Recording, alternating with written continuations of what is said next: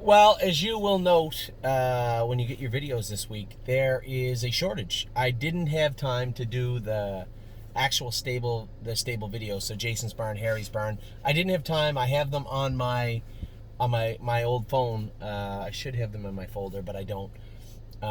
You'll see me sometimes reading off another phone as I'm recording with this phone.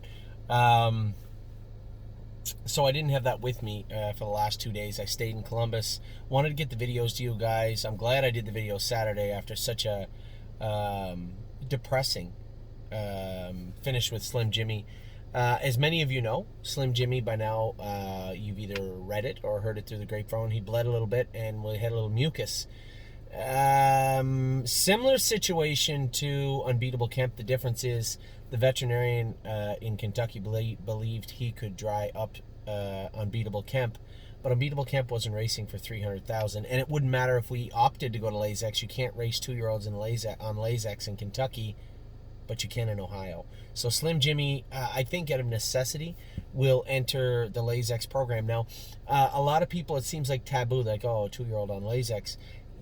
This isn't a definitive answer to Slim Jimmy's future. He doesn't have to stay on Lasix forever just because he was on it in the final in Ohio. So wouldn't be my first option, but giving a proximity to a $300,000 race, and I believe he's a very real contender in that division. Draws good, has a good run up to the final, and 2 weeks to work with cleaning him up, being able to use the Lasix program.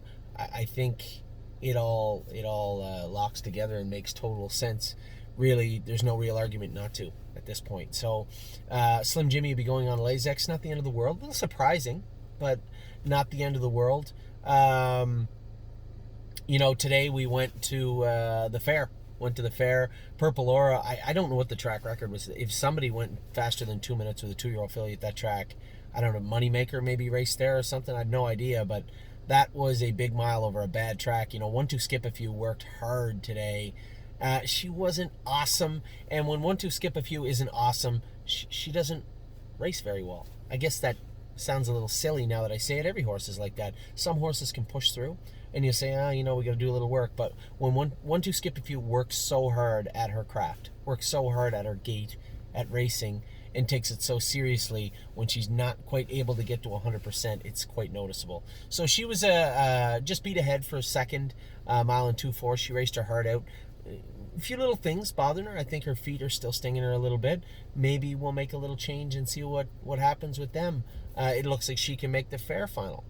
We have 4 horses in serious contention to make the Buckeye final, but one of them dropped out tonight because Sweet on Pete made the final by 3 points. If our bean counters math is correct here at the stable, Sweet on Pete made the final, so we get Slim Jimmy and Sweet on Pete in their respective finals. That leaves the door open for hopefully Of Tom. I'll talk about her in a minute. Of Tom, Purple Aura, and 1-2 Skip a Few. Now, Of Tom and Purple Aura theoretically possibly can make the consolation. Possibly can make the consolation for the Sire Stakes and the Buckeye final. They're in the vicinity, put it that way. Purple Aura, I believe, is going to make it for sure. Both of them, I would suspect. And Of Tom also has an opportunity. So a lot of pieces moving around the board and very fluid right now. But today turned out to be a great day. It started out great. I didn't want to be arrogant about it, but I just didn't see a way that Purple Aura wouldn't win. She loves those little barn tracks, those little fair, flat farm tracks. She just buzzes around them, and she was awesome today. 1-2 Skip a Few was okay. Of Tom, it wasn't bad luck. It was in the sense that she just put a bobble in. This filly seems to accelerate in the turns more. So I let her coast down the backstretch. I put the whip on her tail. Getting into the last turn, I think she just spun out of the track, and she put a step in, tried to catch herself, and rolled off. It really was just bad luck, I guess, in the sense that it shouldn't have happened. It just was one of those things. So she rolled off and ended up 4th. But overall, a pretty good day. We came to Northfield Park. I'm having the jitters. you're like a pitcher that can't find the strike zone, right? But you really just got to keep throwing pitches over the plate until you get your form back, and that goes for the horses and for me as a driver. I mean, when you go out, put Bomb Hugger on the run, put My Jazz on the run, have a bad race with Slim Jimmy, yeah, it's always in the back of your mind. I knew I had to put Sweet on Pete, especially leaving the gate. I knew I had to put her up near the front end. And sure, it's in the back of my mind. What if she runs? What if she runs? But as I said to you guys the other day, you have to be able to push that stuff away and focus on the task at hand. And not having her on the front was giving up, so to speak, tonight. I drop in the 2-hole behind Brett. Aaron power moves at the quarter pole. The race is over, I think. I don't think I can come first over and beat those two fillies. Putting her on the front, getting up to the quarter exactly where I need to. 28-2. I knew that Aaron's horse is a little soft in the turns, and he couldn't come hard till the half. I got a little bit of a breather. I knew it was him coming. And I knew that at that moment, if Sweet on Pete was good, we were going to the winner's circle. I had done all I needed to do to get her there, and she did the rest. Man, winners win. And that's the way it is. So Sweet on Pete was awesome. And then our boy, Yes, man, I was so proud of him tonight. Trotted good. I know somebody's going to say, well, he's fifth, and, you came to the outside and then come back to the inside, and why didn't you just let Hunter in and come with him? I could have done a million things. Keep in mind, it's been a while since Yes was really good, right? I got to feel him out, too. I got to see where Yes is. What's he doing? How's he feel?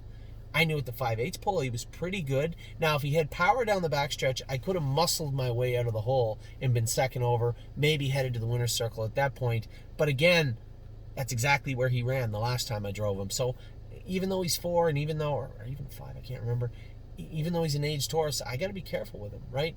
I tried to fan him across the track, but he was on the right line. We got him hung up, not to run out, and what it does is kind of forces him to the left a little bit. He's on the right line. I had to feed him back through the inside, but you could see there was a winning mile there for Yes in the near future. Most importantly, Jason, the veterinarian, everybody here at the barn has done a great job getting this horse back to the way he is. Now, he isn't the Yes that won the opener or whatever at Yonkers, but he's like a pitcher down in AAA, rehabbing, right? You want to see the old stuff. You want to see the old pitcher. You want to see the heat.